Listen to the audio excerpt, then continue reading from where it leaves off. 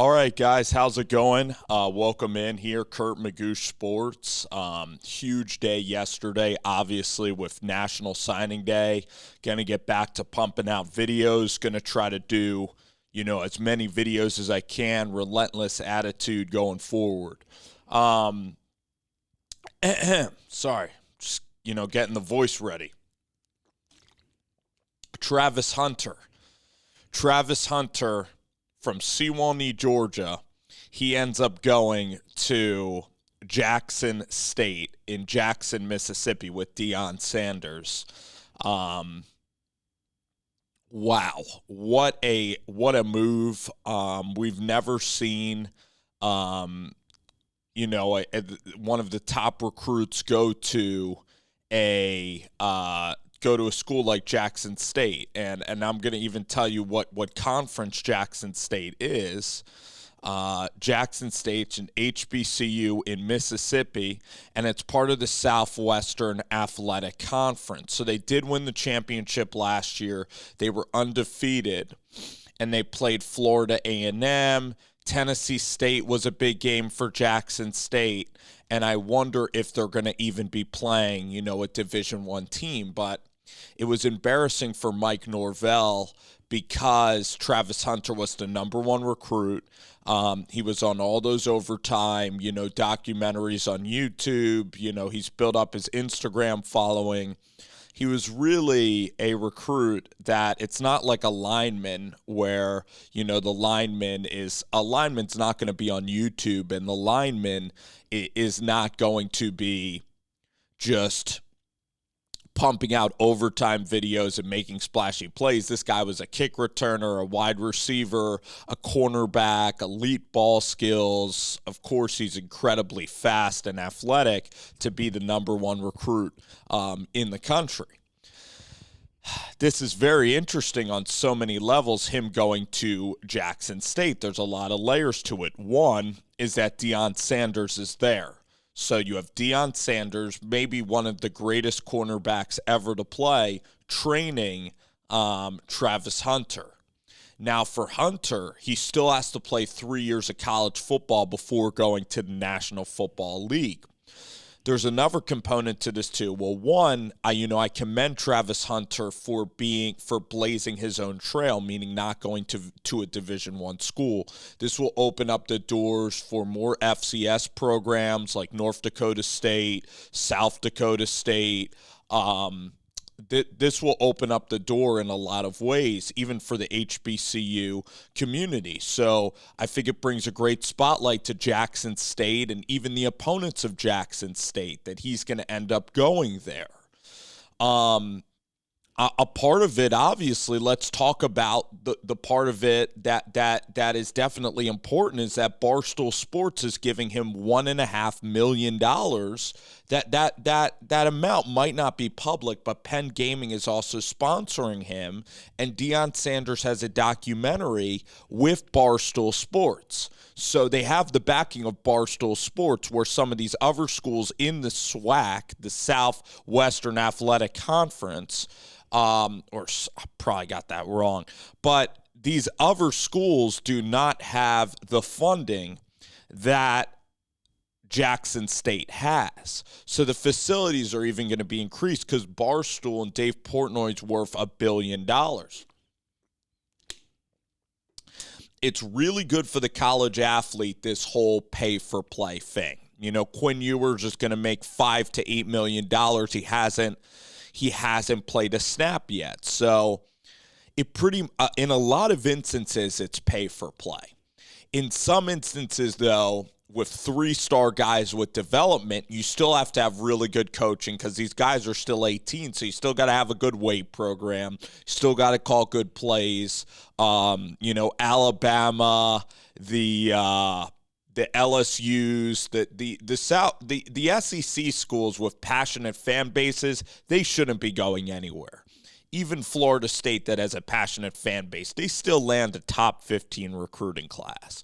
So I still think for college football overall, I know that Travis Hunter is not going to play Division I football this year, but one, he could end up transferring after having the tutelage of Deion Sanders.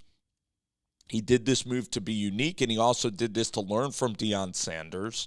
He did this to bring more notoriety towards HBCUs and towards schools at the lower levels. All right? So I think it is a unique circumstance. It is one guy deciding to go there. Now, a lot of other coaches, especially coaches that have had a lot of success building relationships and recruiting, they're not going to like this new world of pay for play, where Texas is paying Quinn Ewers $5 to $8 million, where Bryce Young's making $1 million as a freshman, because they look at college sports as all relationships. They still like to be able to have that role to really tell the kids to go to class and all of that. And they believe that if the kid's making more money than them, then they will lose power over time. I mean, they could still be a really good resource, but the thing is too is that if this was the NBA, these kids are going to start going from high school right to the National Basketball Association. So there's so much really to unpack here with this move. Is this going to signal that more kids are going to go to smaller schools? I think it's just unique with Barstool. I think that Travis Hunter in general, I commend him again, because I think that it's a move that he's not just following the path of going to a big ACC school. He's going to an HBCU. He's doing it in his unique way. And I think it's going to work for him in the long haul. I believe that at some point, down the road, when in 2 years, when he's getting ready for the draft, I do believe that teams are again going to be bidding for his services and coaches, and I believe that he's going to get back into Division I football as well. For Deion Sanders, it just proves how elite he is as a recruiter, but his NFL experience is certainly helping out. This move also, I would not really want to see this happen, because I love, Division I football, but this move is proving that in a couple of years, the NBA has an overtime league, which is like a G League affiliate. And that means that kids are not going to college for 1 year. They're going to compete in the G League, basically, which is the developmental league of the NBA. They're getting paid a good amount of money, and they're all, practicing together, and they're in their own facilities and practicing against NBA veterans and pros. And it's like a camp of 12 players all on this one team. I bet we could see, we don't have really a developmental minor league for the NFL, but this is creating the market with the pay for play.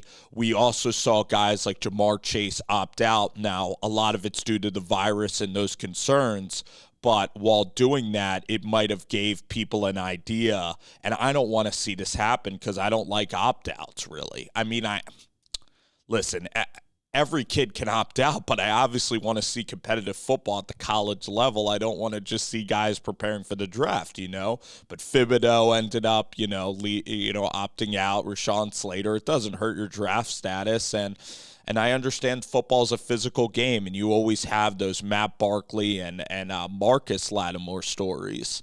So I understand it, and it's something to consider if you're worth that much money and you're going to get paid in 12 months. It's, again, I don't blame those people for saving their future.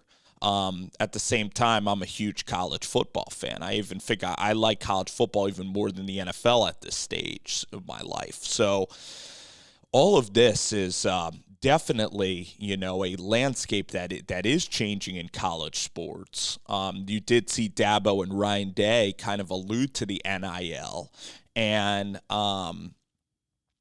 coaches are worried because they think that the NIL, and this is true to an extent about the NIL. Again, we're just kind of analyzing all angles here. The NIL, it might take away the ability of some of these coaches to really build relationships. Because say like Mike Norvell had an excellent relationship with Travis Hunter, for example. But then, Travis is getting paid life-changing money to go to another place. It takes away from the art of building the relationship, the art of recruiting, the art of traveling to see the kid play. But here's the thing that's worth noting about NIL and things of that nature. There are still going to be kids. Every kid's going to be different. Some kids are going to look at the money aspect, but I think that so many kids still recruit or still go to schools based on the facilities and based on the relationships with the coaches and based on the buy-in and based on what the university has in store for them and what coming to the university will help. So I still believe that that's a massive component. And if you're at a big-time school, you're going to have car companies that are going to help you out with NIL. You are going to have opportunities if you're in Columbus, even if you're in Clemson. So I know that they're venting. I know that it's sudden change, and sudden change is always the toughest to deal with. I don't think anybody likes sudden change. Maybe some of y'all will. So it's definitely a changing landscape. With the transfer portal now, everybody could transfer after 1 year. It adds a free agency component. It's great for people who cover college sports. Like, I'm going to make an Emory Jones video later. But all of this is something to take in. But Travis is still unique in this. I think that it could add for some really competitive football down in lower divisions like FCS level, even Villanova that packs in a lot of money for basketball, North Dakota State, but really HBCUs. It's a great day for HBCUs and for notoriety for those schools, and I'm happy in that sense. I think everybody should be, excited for the notoriety and what Travis is doing for HBCUs. I think it's very commendable again. For Florida State, it just is unfortunate for Mike Norvell that Travis Hunter is such a prized recruit, that everybody's knowing about him and his fascination with Florida State and the connection and the bond that people still have with freshmen. And for Florida State fans, Travis Hunter is an unbelievable player and prospect, but you could still build a championship ACC team. Okay, it's one recruit, it's one player, and it's one guy making his own individual decision that he is completely free to do. I understand outrage over it, but you could go get transfer portal guys. You could go develop your 3- and 4-star talent on your staff. You're still a top 17 recruiting class. Fuller still coming into the mix. I'm really excited about Alex Atkins. I'll make a video on that. So it's a changing landscape. It is a shock to the system, I think, in a good way, but it also could be for perennial powers. It is a little bit intimidating that like Barstool and other factors are coming into the mix with recruiting. So what a story overall. Tremendous story and a great or an interesting move by Travis Hunter. I think I like the move for Travis Hunter personally. I'm not tied to Florida State. And again, it's recruits. So it's like, again, it's not a given with these 5-star recruits. It's not. Some of them succeed and some of them might not even, start for numerous years. All right. So again, each kid is different. Each path's going to be different. You could be great in high school and then the college, it's not as great as the hype is. So again, it's recruiting, it's transfer portal. It's not just all about one player. Each player is going to be different in this process. But for Hunter and for Jackson State, it is a monumental day and decision.